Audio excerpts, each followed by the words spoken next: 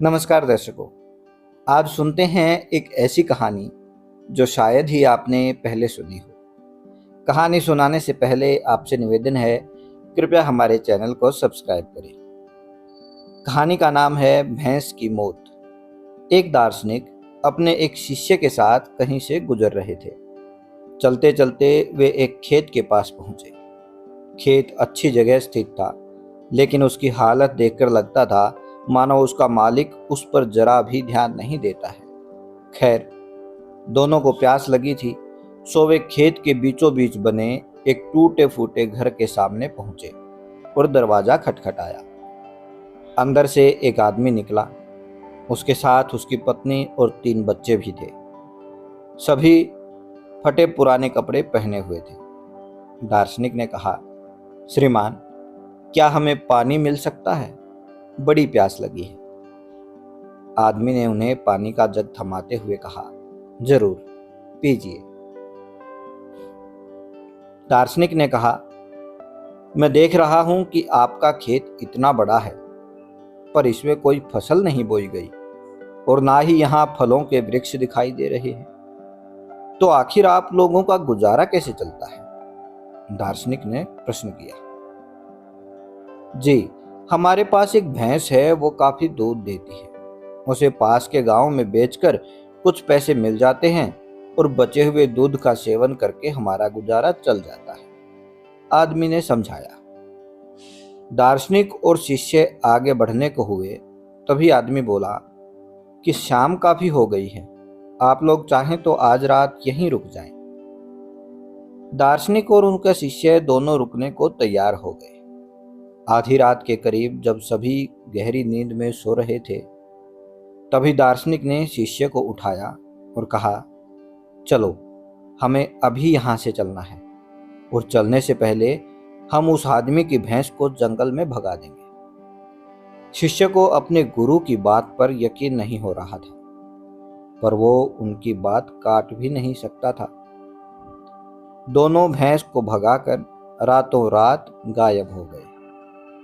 यह घटना शिष्य के जहन में बैठ गई और करीब 10 साल बाद जब वो एक सफल कारोबारी बन गया, तो उसने सोचा, क्यों न अपनी गलती का पश्चाताप करने के लिए एक बार फिर उसी आदमी से मिला जाए और उसकी आर्थिक मदद की जाए। अपनी चमचमाती कार से वह उस खेत के सामने पहुंचा। शिष्य को अपनी आंखों पर यकीन नहीं हो रहा था। वह उजाड़ खेत अब फलों के बगीचे में बदल चुका था। टूटे फूटे घर की जगह एक शानदार बंगला खड़ा था और जहां अकेली भैंस बंधी रहती थी, वहां अच्छी नस्ल की कई गायें और भैंस अपना चारा चर रही थी। शिष्य ने सोचा कि शायद भैंस के मरने के बाद वो परिवार सब बेच बाच कर कहीं और चला गया होगा और वापस लौटने के लिए वो अपनी कार स्टार्ट करने लगा कि तभी उसे वो 10 साल पहले वाला आदमी दिखाई दिया। शिष्य ने उस आदमी की तरफ बढ़ते हुए कहा, शायद आप मुझे पहचान नहीं पाए, सालों पहले मैं आपसे मिला था।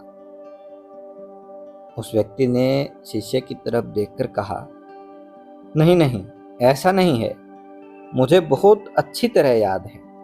आप और आपके गुरु यहाँ आए थे, कैसे भूल सकता हूँ उस दिन को। उस दिन ने तो मेरा सारा जीवन ही बदल दिया है। आप लोग तो बिना बताए चले गए, पर उसी दिन न जाने कैसे हमारी भैंस भी चट्टान से गिरकर मर गई। कुछ दिन तो समझ ही नहीं आया कि क्या किया जाए, पर जीने के लिए कुछ न कुछ तो करना ही था। सो लकड़ियां काटकर बेचने लगा। उससे कुछ पैसे हुए तो खेत में बुआई कर दी और सौभाग्य से फसल बहुत अच्छी गई। बेचने पर जो पैसे मिले, उससे फलों के बगीचे लगवा दिए और यह काम भी अच्छा चल पड़ा। और इस समय मैं आसपास के 1000 गांवों में सबसे बड़ा फलों का व्यापारी हूँ। सचमुच ये सब कुछ न हुआ होता अगर उस भैंस की मौत नहीं हुई होती तो। शिष्य ने सारी बात सुनकर कहा, लेकिन यही काम आप पहले भी तो कर सकते थे।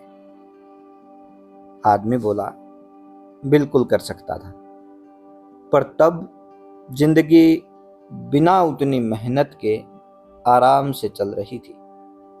कभी लगा ही नहीं कि मेरे अंदर इतना कुछ करने की क्षमता है, सो कोशिश ही नहीं की। पर जब भैंस मर गई तब हाथ पांव मारने पड़े और मुझ जैसा गरीब बेहाल इंसान भी इस मुकाम तक पहुंच गया। आज शिष्य अपने गुरु के उस निर्देश का असली मतलब समझ चुका था और बिना किसी पश्चाताप के वापस लौट पा रहा था।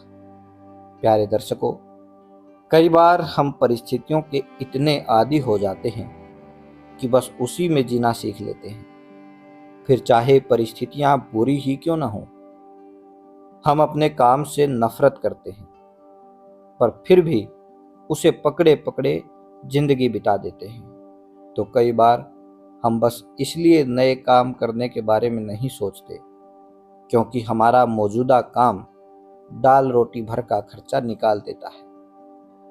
पर ऐसा करने में हम कभी भी अपने पूरे सामर्थ्य को अनुभव नहीं कर पाते हैं और बहुत सी ऐसी चीज़ें करने से चूक जाते हैं जिन्हें करने की हमारे अंदर क्षमता है और जो हमारी ज़िंदगी को कहीं और बेहतर बना सकती है।